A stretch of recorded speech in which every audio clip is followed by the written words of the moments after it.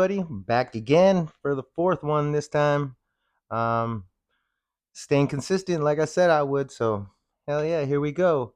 Um, this time, I just want to go a little bit more into my Muay Thai life and journey and everything and whatnot, and how I really like ended up switching to gyms and what gyms that I've trained at, and which gyms have been my home for so long and whatever and whatnot. So yeah, we can get into that.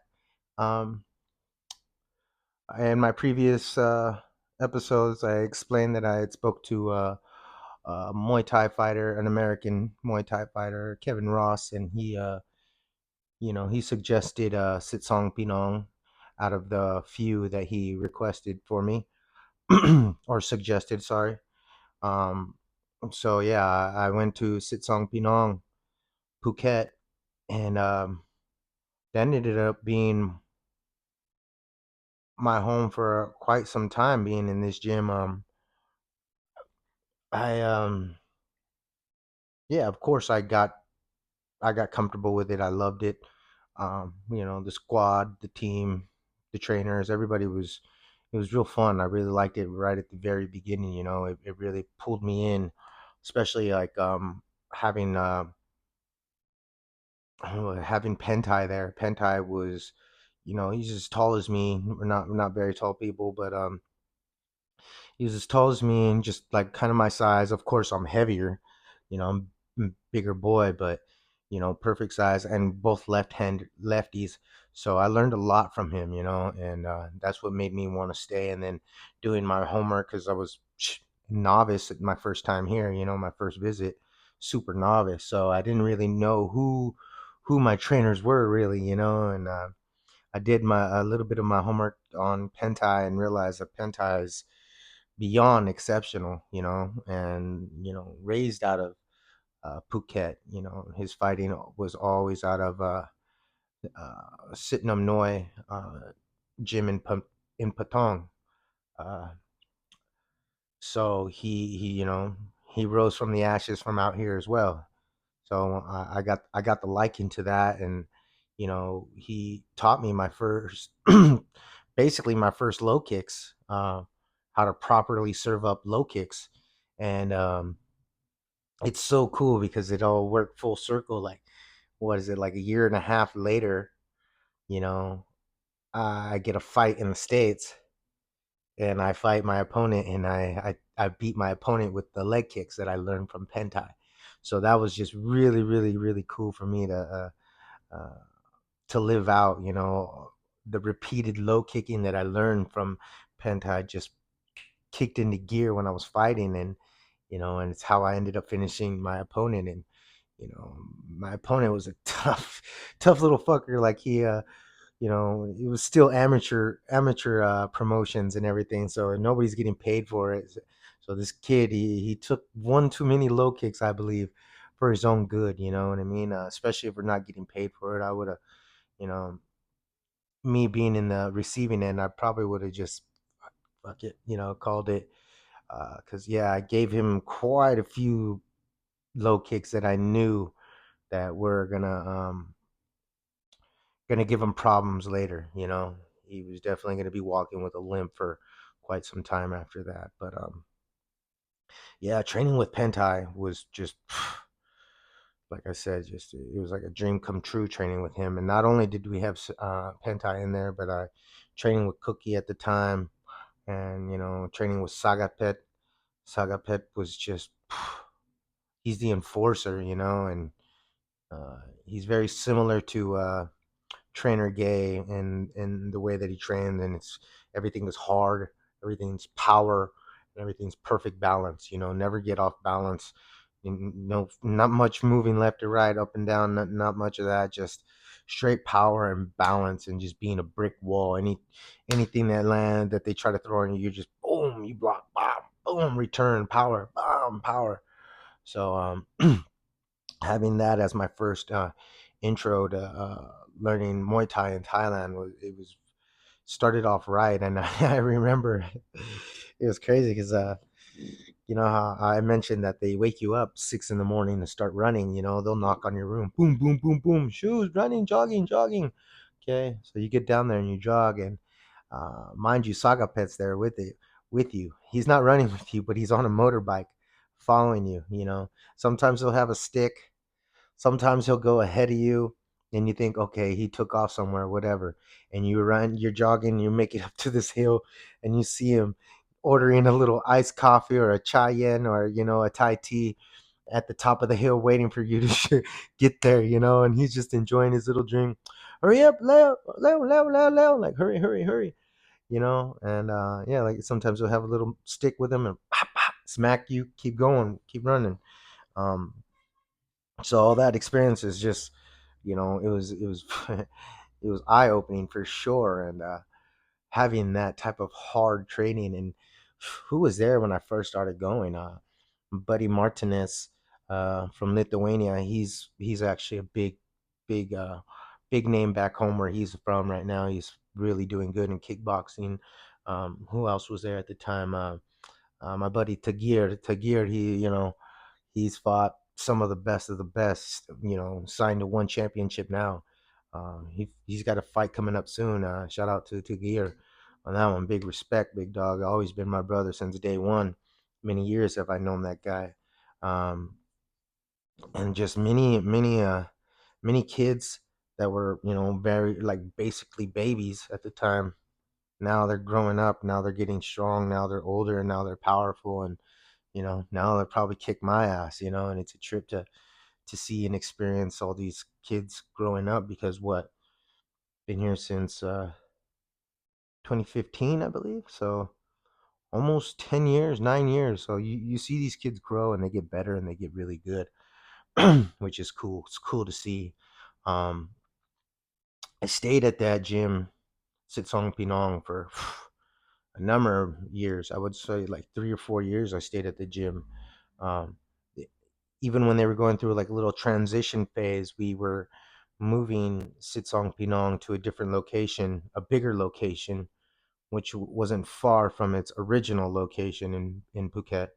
And so we moved over to this different location, and little by little, there was a little bit of changes, and not drastic changes, but just training regimen changed.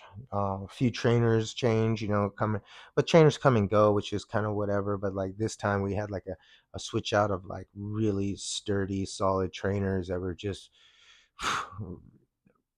ready to kill us at any moment, every day. So with the moving of Sitsong Pinong to a different location, they also changed up the name, and the name got changed to Revolution Muay Thai Gym.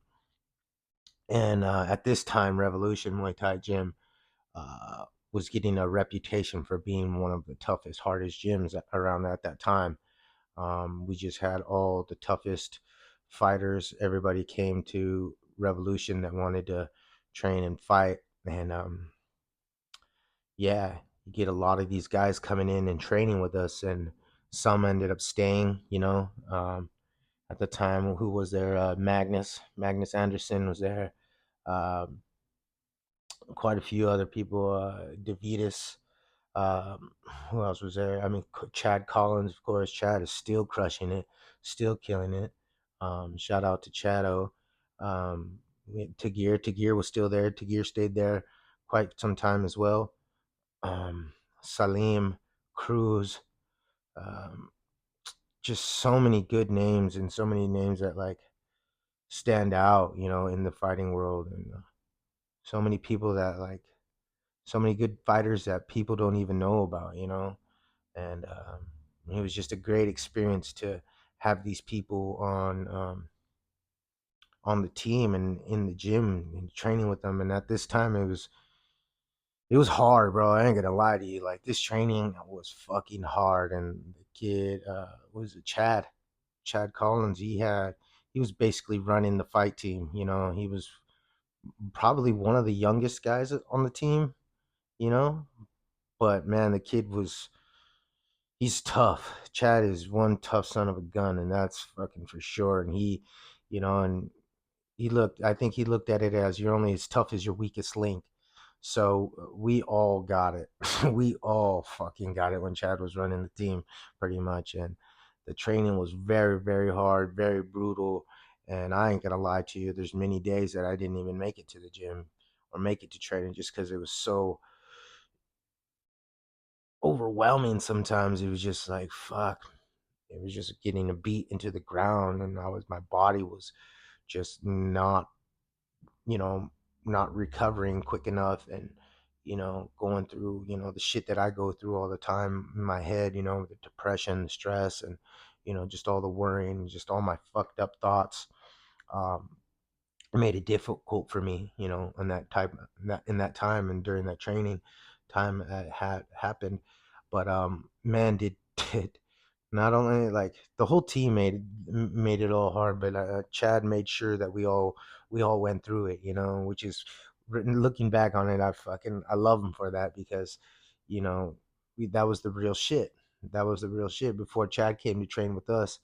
I think he was training in Bangkok, you know. So he was like not feeling the short 3K runs. I remember him being pissed off about us doing short runs, and how it was like basically like he was saying like this is bullshit. This is not a fucking run, and so he enforced a lot of discipline on the team for sure. And he made everybody good.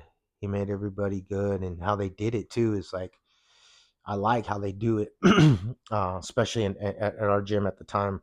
Is like even like there was Chad definitely was like the top fighter, right? He was the top fighter, the best one, I would say.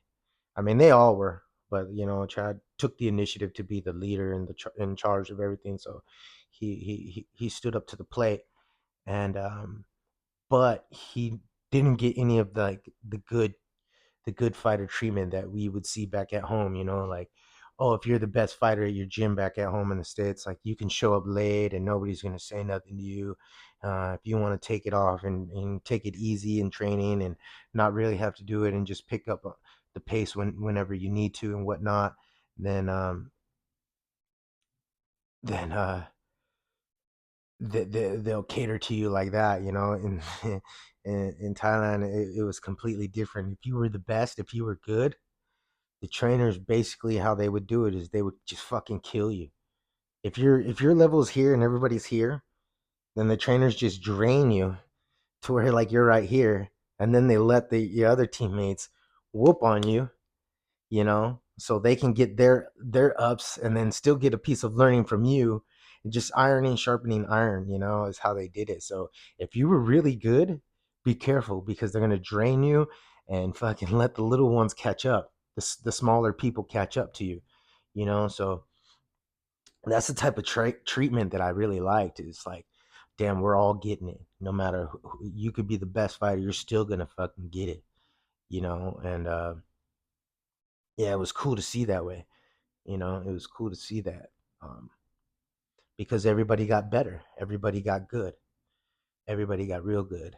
Um, yeah, just crazy experiences, just rough training, getting smacked with the sticks, obviously, uh, getting forced to do shit like even when you're done, beyond tired, beyond exhaustion, the trainers are over there smacking you. Get up, come on, 10 more push-ups, push-ups, 30 more push-ups, boom, boom, boom, 30 push-ups. Okay, fucking speed kicks, 30, bam, bam, bam, bam, bam, bam. Like they definitely fucking put you through the ringer, and it was fucking crazy. Um, and yeah, we grew that reputation of just being tough, hard, fucking fighters. It's how they say in Oz, fucking hard cunts, very hard cunts. And yeah, that's how it was for quite some time. I remember even having a fighter had a fight in China, and uh, it was Sagaped that really got him. Apparently, got him that fight in China, and and this is how much he took pride in what he's doing and what he's teaching. Is one of those fighters that was fighting on our team had to fight in China, and I seen him at the gym in Revolution cutting weight. You know, it was tough for him to get down to the weight, the fighter. But I think he did it. He still got to weight and fought a 3 round fight. Ended up losing and coming home. But I guess the promoters had messaged the head trainer, our head trainer Sagapet, telling him that his performance was terrible and it didn't look like a professional fighter or whatever or whatnot. And once Sagapet got that information back, he told the gym, all the fighters at the gym after training, we're all gonna have a talk. We're all gonna have a meeting, fighters meeting. So so after training's over, right? Sagapet sits all the fighters down and explains to everybody that when you go out to fight, you're to give your best performance ever and not just dance around the fight or not like, not look enthusiastic about the fight. Like you have to fight hard, fight strong for every second, and that was his philosophy. But I guess what the promoters had told him is that the fighter was not good, this and that and the third. And he had told that fighter, and it's crazy because Sagapet's talking in Thai, saying this in Thai, and Chad Collins is translating because Chad could speak Thai, So Chad's translating while Sagapet is talking, and it's fucking crazy because hearing what Chad is saying, it's like, holy fuck, Sagapet's pissed, you know? And so he called that fighter over, and that fighter had to come up in front of everybody after training. And there was families there too. There's people, tourists training, like just doing day passes, whatever or whatnot. And so everybody's standing around and they can see this. And Sagapet tells that guy that had a poor fight in China. He told him, "Come here." So he stood up, in front of everybody. Stood next to Sagapet. Sagapet gave him a towel, and Sagapet told him to bite on it, bite the towel, right? And I still didn't see. I was like, "Where is this going? Where is this going?" And the guy, I don't even think he used the towel. I think he just, just tightened up his mouth. And as soon as he tightened up his mouth, Sagapet just went, "Wow," and smacked the shit out of this guy, right? And I remember I'm like, "Fuck, here we go." It's like just more. We're all gonna get it, even though he's being the example. They're making an example out of him. We're all gonna get it because of what he's done. And I remember Sagapet slapping him and telling him, go sit down now." And then proceeding to explain, anybody who fights out of my gym, fight, then I get you fights. You fight to the very last second. You don't fucking do no bullshit. Fucking try to not necessarily throw the fight, but not show up to fight. Not to just go and get a check. And yeah, so that fighter definitely got pissed at that, because they made an example out of him, and everybody in the whole gym seen him get slapped by Sagapet. And of course, being a human being, and spoke to the guy after, and he's like, "Yeah, fuck that. This is bullshit. This is that and the third. Nobody even went with me to China to fight, and this and that, And I could kind of see where he's coming from. They just send him out there. But it's no excuse to perform like how he supposedly did. I didn't even see the fight. I didn't even know. But if the promoter's sending word back saying that you didn't fight, and that's not good. And then it makes Sagapet look bad because Sagapet's the guy getting these fights. So he's saying, "Oh, hey, I got these fighters good to fight, ready to go. They'll perform. We train them hard, and they go out there and don't perform properly, and it's just not a good look." Um, so yeah, I remember seeing that happen, and then just realizing, holy shit, this is real deal Holyfield.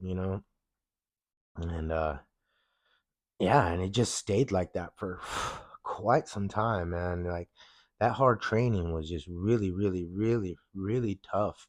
And at that time, I was like going through stuff mentally as well, which normally I do. but I was much younger, so it was really taking its toll on me. I was just trying to drink those problems away, trying to figure out, do I really want to do this? Because I was lagging. I was probably one of the older ones on the fight team, but I you could tell that I didn't belong. Like I earned my way there, but you could tell that I needed a lot more experience to actually be rubbing shoulders with these guys that I was rubbing shoulders with. They were well equipped, well trained, fighting for years. And then you have me who just jumped into Muay Thai maybe 2 or 3 years. You know, uh, just needed a lot more experience, but very fortunate that I got put in that predicament because I learned quickly. It was like sink or swim, and I would sink every day trying to swim. And then it's funny that you say sink or swim because Chad's nickname was the shark. So, so trying to swim with the sharks, bro, is fucking you drowned every day. You drowned every fucking day, and yeah, it really did a number on me. I went to go out around that time. That's when I had that fight in China. And when I had fought in China and I got KO'd, I came back home and they told me too. And I wish I really would have really just listened to them and just, I think it was Chad himself that told me, he's like, just keep training, bro. Just get your ass back to training. Don't ponder. Don't let that KO loss fuck you up, and just get back to training. And it took me a while to get back to training too because I had swelling in my mouth and head trauma. That took a while. It took a good 6 weeks for my brain to actually feel like, okay, I feel okay. It took a long time. And then mind you, I had like swelling at the time in my face. I remember when I had came home from being KO'd and being all sewed up and stitched, I was swollen. I had like giant duck lips, like those fucking fake lip model chicks that have the big old duck lips. I looked like one of those people. And I remember I had to go and turn at that time. I had to turn like a water nozzle off outside. I had to shut off the water to the house for some maintenance guy, right? But the thing was really hard, so I had to get some tool wrench to really twist it, right? But when I did that, you know, I was trying to tighten it, and you kind of hold your breath. You're like, "Ugh!" And I did that, and when I did that to turn it to tighten it to keep it locked, um, when I stopped, I got super, super lightheaded and I almost passed out. And it's because just the swelling in my head and just even just tension of trying to tighten up or yeah, to tighten up a bolt. Uh, it fucked with me, it was that bad. And I remember I had swelling so bad that my cut was here, right? But I was cut on the inside as well. And I remember because I was so swollen, I remember doing this on my cheek, and when I pushed in on my cheek, I could just feel a bunch of fluid just leak out of my inside of my mouth, like dripping out of my cuts, out of my stitches. And that's when I just basically like drained out all that fucking fluid that locked up in my mouth. And that was a crazy feeling too. I just feel all this fucking woof, woof, woof, throbbing, just draining out of my head, my face. And that took some time, to recover from. But like I said, I wish I did listen to Chato when he told me just keep training. Like, yeah, heal, but get in here, be in here. And I was just so afraid to show my face, um, just ashamed, everything. So of course I didn't listen. I tried to, you know, crawl under a rock and try to sit there for as long as it needed for like it to just okay, blow over or whatever. But around that time, I think not much longer, COVID had happened. And COVID had happened, and I was dating a woman at the time, and I ended up, like I said before, I stayed with her during COVID, and so the gym shut down, and I moved with her. We moved into some place uh, not far, um, and that's when I got introduced, or this was when I started changing. It was still COVID time, and they still had like some. It was slowly opening up little by little around COVID. Like some gyms allowed training, and luckily where I was staying at the time was Sumali, Sumali Muay Thai, and Sumali was just a great caring gym, very good people. It wasn't like the hardcore fucking boot camp training like we were having at Revolution. But I think that's kind of what I needed to, is just like a ease into back into training and fighting and doing what I love again. And yeah, met all the trainers there. William, Na, Nat, Nin, King, Rooney, Sam, just so many trainers that I met there as well that were really good with me. Um, Good to train with, very fun. Um, yeah, so I started training with them there at Sumali, and I may have had maybe 2 or 3 fights with Sumali. Um, I want to say that I won 2 and lost 1, something like that, or I lost 2 and won 1. Can't remember, but shout out to Sumali and for taking me in around that time and training me the best that I can, getting me back to my old feeling and how I felt good before. And yeah, I stayed like that for a while. No, this was okay. So I went to Sumali uh, right before COVID happened. That's right. COVID, like I was at Sumali and then COVID started happening. So I was already there. Um, and then COVID had happened. And then things slowly started opening up. And there was only a very few gyms that were actually open still. And one of those gyms, even I think Sumali even shut down. Not positive, but I think it just got really quiet or something, and I just like the energy got very, very, very low. So I was just like, I just maybe not. But there was another gym open. It was Radachai, Radachai, and that was on uh, near Soy Tayet, the whole Muay Thai Road or Tiger Muay Thai Road, all that, whatever you guys want to call it, Fitness Road or whatever the fuck it is called. Um, it's Soy Tayet is the name of the street, so that's what we'll call it. Um, but his gym, Radachai gym, was right on the street over from all those gyms. And what really kind of caught my eye too, um, again, Krunai was again. He's an older fellow, but came from like the golden generation, the golden era. And again, he was my height, small guy, southpaw.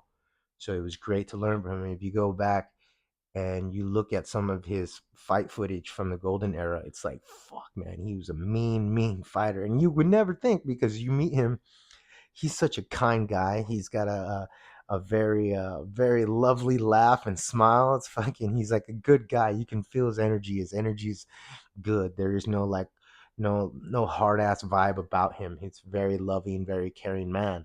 So when you see his fighting, you see his fight footage, he doesn't fight like that. He fights strong, he fights hard, he fights mean. And I really like that. So I was so fortunate to find them that still being open. And at that time, you had a few just his young kid trainers there that were living there. So I guess might have been his old.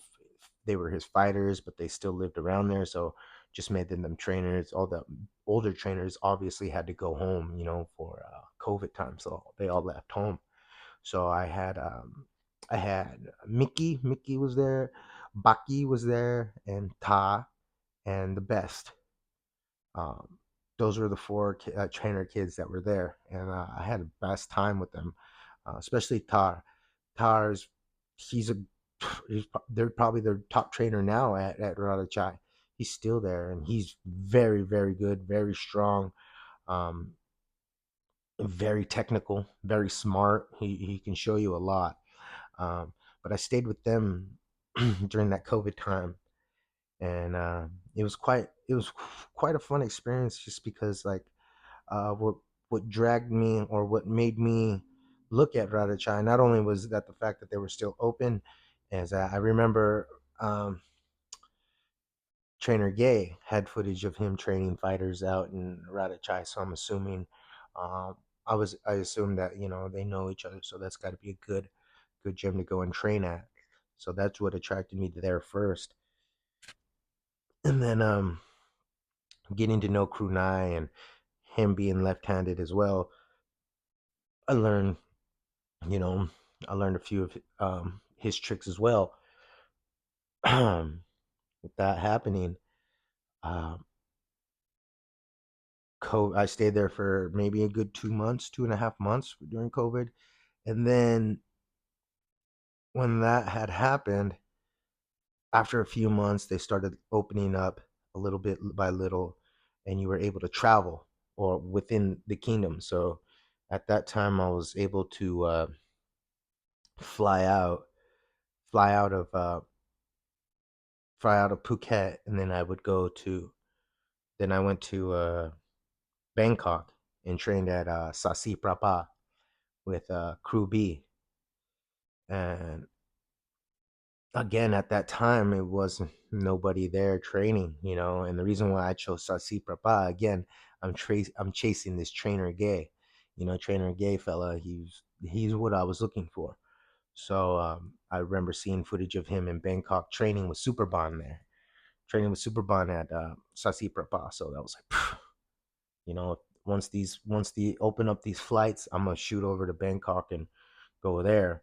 And sure enough, I went and didn't see Trainer Gay there, didn't see nobody there, but I took it upon myself to book Trainer Gay for a private.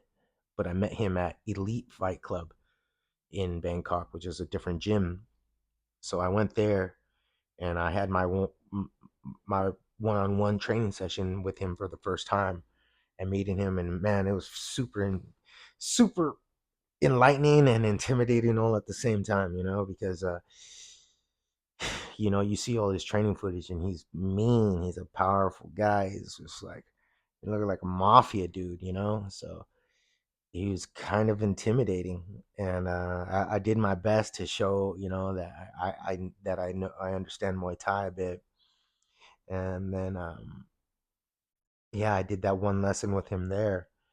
And then he asked me, he's like, how long you here for? And I go, I'm staying 1 month in Bangkok. He goes, where do you stay? And I say, in Ram Kam Heng, which is right near Sasi Prapa. And I go, I will go to training at Sasi Prapa. And he goes, oh, you live near Sasi Prapa? I go, yeah. He goes, you want training? I can train you there. Better we train there at Sasi Prapa than come all the way here to Elite Fight Club and do the training here because it's so far. And we both live near that gym, Sasi Prapa. So I was like, fuck yeah, I'm down. So I stayed with him for a good month and we moved over to Sasi Prapa and he trained me for a good month straight. And fuck man, his training that I had, and mind you, Sasi Prapa is like a driveway. So the gym is just the front of somebody's home. It's their driveway that they converted into a gym, And not only did they convert it to a gym, but they walled up the whole driveway. So the whole area is completely covered, walled up. So there's no breeze, no cold air running through there at all, nothing. Straight hot, fucking muggy. Ugh, it was just like it was the worst. It was the worst that I felt up until then. And there's not like there's a fan, but it's a fan blowing hot air. Again, it was just crazy. I just couldn't. I died immediately, and he fucking killed me every day. He killed me, and he like I had this issue of every time that I would kick, I would step forward and get closer, and then kick. And he was just telling me how shitty that is. Like you don't step when you kick, you throw from right there. Wham, wham. And you have to learn that from him. He taught me like just learn to be strong on your post leg. No step in, no try to get closer, no, just from right there, bomb. And it was hard for me because like it, for me, I always had that habit of stepping then kicking, stepping then kicking. Me being short, I want to get closer so I could make sure that my kick lands. But he was just explaining to me, it's like your legs a lot longer than what you're thinking, and you can hit the pad from there. You just aren't used to being powerful in your stance, in that balanced stance. So man, for like 3.5 weeks straight, I wasn't getting it right. There's footage on YouTube that I spent a long. There was a long tape that I made um, of him just everything that I did was just absolutely fucking wrong, and it was frustrating because I had already been training and fighting in Thailand for what 2.5, 3 years already. So I've already had fights and everything. And then I go to this guy, trainer guy, and then just basically telling me that I don't know shit. I remember messaging a buddy of mine from the UK, Curtis, and kind of explaining to him, like, bro, I'm so frustrated. Like, it's so frustrating. Like, I don't think I want to do, like, I don't think I can do this. And he was just explaining, he's like, bro, I know what you mean. He goes, I've been to gyms where you get so frustrated because they're trying to teach you something and you can't do it. Like, you get so frustrated sometimes you want to cry. And it's like, fuck, bro. Like, how do you know that? Like, how'd you know? It's like, that's how I felt. Like, I went home like just wanting to cry because I just fucking couldn't get it right. And he was just like, just keep going, bro. Just fucking keep going. And a lot of the reason, a big reason why that I couldn't get it right also is that I have hip problems, real bad hip problems. And I needed to see a physiotherapist or a chiropractor, something to open me up, because I was I was so tight and it was just so bad at that time. Like I was in complete fucking agony when I would finish training with P Gay or Trainer Gay. And I wouldn't let him tell. I told him once that I was like, "Oh, no balance, my hip no good, my hip no good." But he either didn't quite understand me, or he just didn't want to hear that bullshit. Either or, just you shouldn't even complain. The more you complain about something, uh, the more weak you come off as. So uh, I did my best to keep up, and eventually I was starting to come around. You look at some of the footage of me training with him. I have quite a few clips. You can see where I had a lot of the issues, and then you can see a lot of it being corrected, and a lot more power and a lot stronger. And I was like, holy shit, this guy is like, he's very, very good. And um, I really enjoyed that time because it was COVID time and he had nobody to train. Uh, and it was just me and him for a good few weeks. It was just me and him, and I could tell that he was pouring his all into me. He was really um, letting me feel it and letting me learn the real Thai style Muay Thai that he wanted to teach me, and he wanted to teach me like styles like Prajan Chai. He wanted me to look like that, and I told him that who you like. I told him I like King Sang Lek. I like styles like that. And he's like, oh, he's like, you power like this, you can do it just like King Sang Lek. But right now he's showing me like balance, balance, balance, balance, no balance, no balance, you know. And I wasn't screaming at him when I told him that, like, my balance no good. I wasn't trying like, fuck, bro, my balance is no good. I was kind of explaining to him like my balance is no good because my hips are fucked. Like, it's not you that's teaching me wrong. It's me that just can't. That's not healthy enough to turn over my hips or kick from right there. And so basically, I almost like hurt myself more. Ripping my hips apart more just to get the type of kicks that he was asking for. And fuck, man, it was crazy. With that, on top of how hot it was, that 1 hour, what was it, 1 hour and 30 minutes that I had with him felt like a fucking lifetime. It felt like it was never gonna be over. I've never once have like I've been here for quite some time, and I understand like you get hot, you overheat, but I've never been to the verge of like, fuck, okay, the fucking walls are starting to close in on me. Like I think I'm gonna fucking pass out. I've gotten to that point with him. because again, the driveway, the gym is just all walled up, so there's no air coming in, and it got so hot. Like I was so hot just because I had gloves on, like my wraps and gloves. Having that on just made it so much more hotter for me. And I remember one time, like we were at the finish too, and it was just at Skippy Knees. We were finishing. It was the tail end and everything. It was like 2 minutes, 2 minutes, and I couldn't do it. I was about to fucking die. And I remember this is the first time I've ever ran out on training, and I fucking sat on the back and I was like, "Fuck, I'm gonna fucking pass out." And I quickly ripped off my gloves and my wraps, and I just fucking I had to run into the shower and just sit in the shower because I was almost about to fucking pass out. And yeah, that's how pretty much how every every lesson, every session ended like that. Just me completely dying. I remember one time after finished training, so I would finish training there, I would shower up there, and then I would take the klong.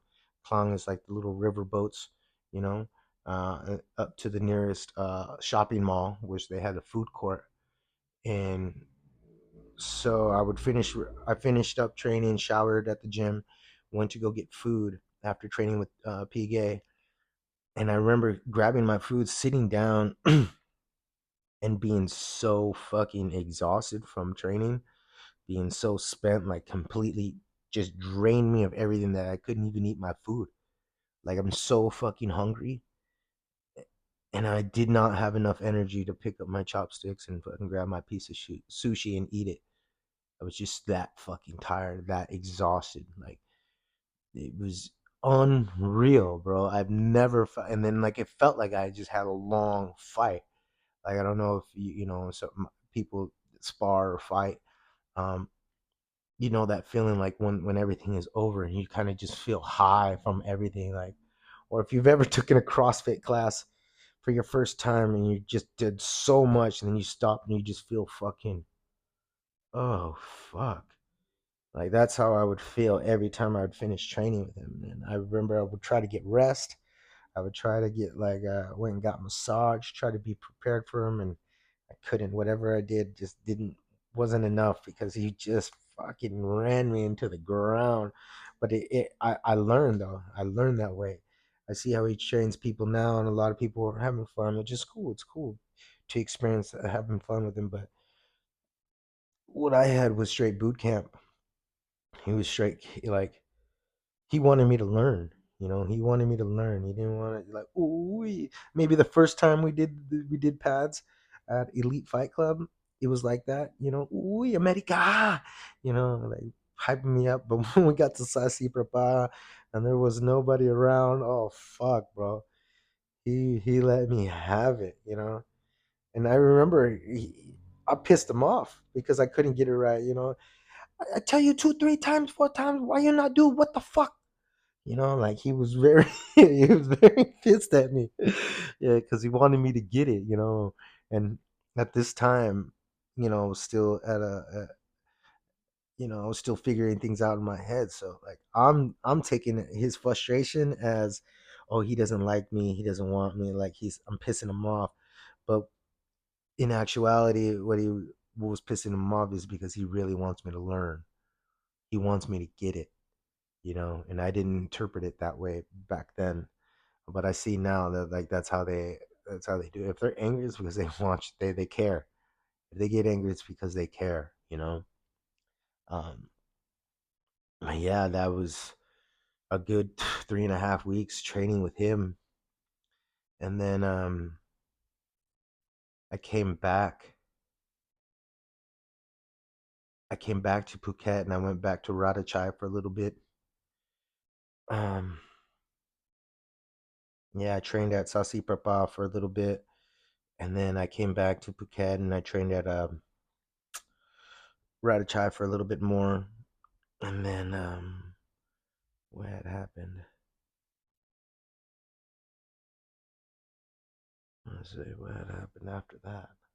I think yeah, I think after a few months or whatever, I had to fly back home to the States, and I stayed in the States for a little bit. and then found my way back to Thailand and back to Revolution. It was just because it's always been a home for me, and you know, yeah, that's where everything started for me. So um, yeah, that's where a lot of my time spent was at Revolution or Sitsang Pinong Gym, and yeah, it was fun. Yeah, I did a little bit of training also in Sinbi Muay Thai. Trained there a couple times. Trained there with Cookie right around COVID time.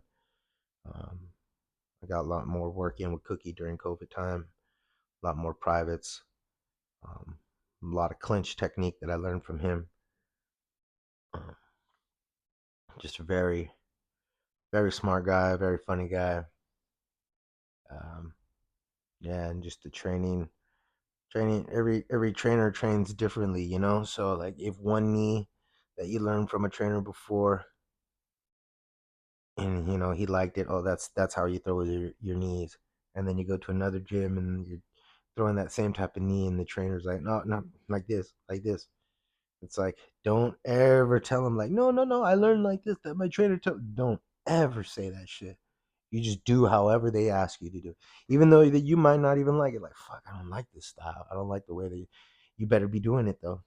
You better be doing it, and which is good. Is It's good to learn it all, because now you have, instead of learning one style of how to throw a knee, you know four different styles of how to throw a knee, and all four work in just in in which event will it work in, in which situation will it work, you know like with P Gay, trainer Gay, I would learn to throw like a knee like long, lean back and long, and kind of like poke out.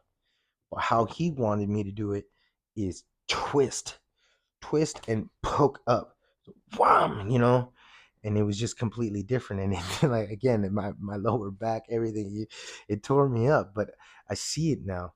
I see everybody's everybody's correct.